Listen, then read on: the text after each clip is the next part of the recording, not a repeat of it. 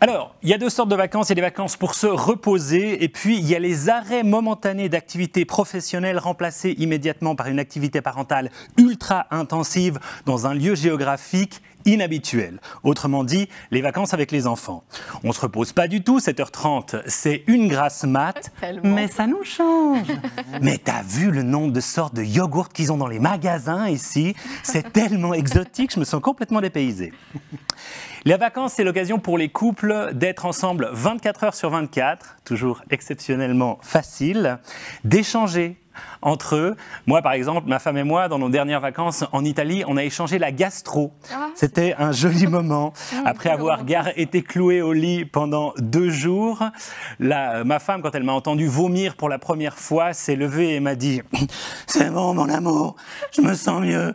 Couche-toi, je prends le relais avec ma fille. » La gastro en famille par 43 degrés, ça fait de jolis souvenirs et de très belles photos. On se redécouvre, exactement. Rien de vaut une belle gastro pour se redécouvrir. Il y a Philippe Jaffé qui a pris un peu de distance là. Pourquoi vous ne devriez pas? Je ne suis pas sûr d'être remis de la gastro, vous avez raison. Avant les vacances, une chose exceptionnellement importante, c'est la préparation pour les vacances. Et ça, quand on a des enfants, c'est une prouesse logistique absolument surhumaine. Il ne faut rien oublier. Le bébé. Bon, déjà, il ne faut pas oublier le bébé, hein, pas que ça nous soit arrivé une fois, mais on s'en est rendu compte rapidement. On a pu retourner à la maison et la rechercher.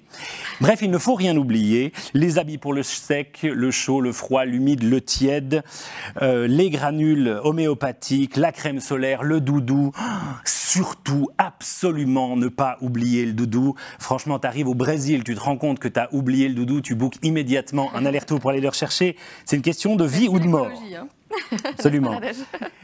Vous allez très probablement me traiter de misogyne réactionnaire des années 50, mais j'avoue que les bagages, c'est ma femme qui les prépare. Et oui, elle vérifie aussi ma valise pour vérifier que j'ai bien pris toutes mes petites affaires à moi. J'adhère à cela. Oh, ok. Très bien. Il faut savoir... Moi, je joue au Lego dans le coffre. Ah d'accord, oui, chacun sa mission. Ouais.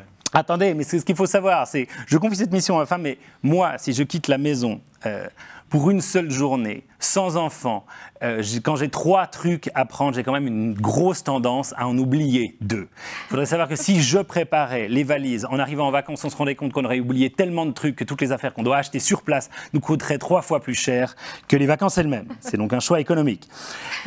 Voilà, ça je l'ai déjà dit. Un jour, je suis quand même parti, c'est une vraie histoire, en Turquie avec comme sac de plage un Cornet Migros en oubliant mon maillot de bain. Donc un choix économique comme je le disais. Les vacances, on peut y aller en voiture, mais c'est dangereux.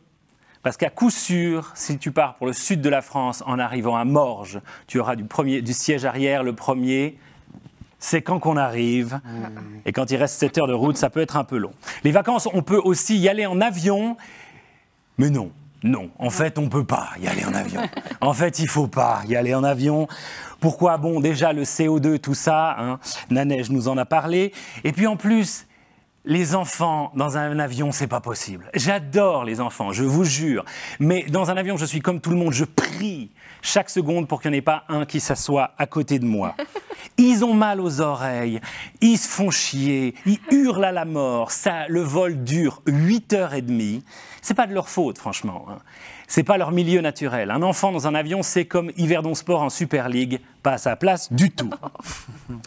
Pour éviter les voyages longs, excusez-moi, pardon, monsieur Jaffé. Pour éviter les voyages longs et pénibles, et surtout pour pouvoir revenir à la maison chercher le doudou au cas où on l'a oublié, ce que je conseille, c'est les vacances locales. Rien ne vaut l'évasion à Voyon, le farniente à Blonay et les galipettes au Mosset. Oui, parce que c'est ça aussi, les vacances.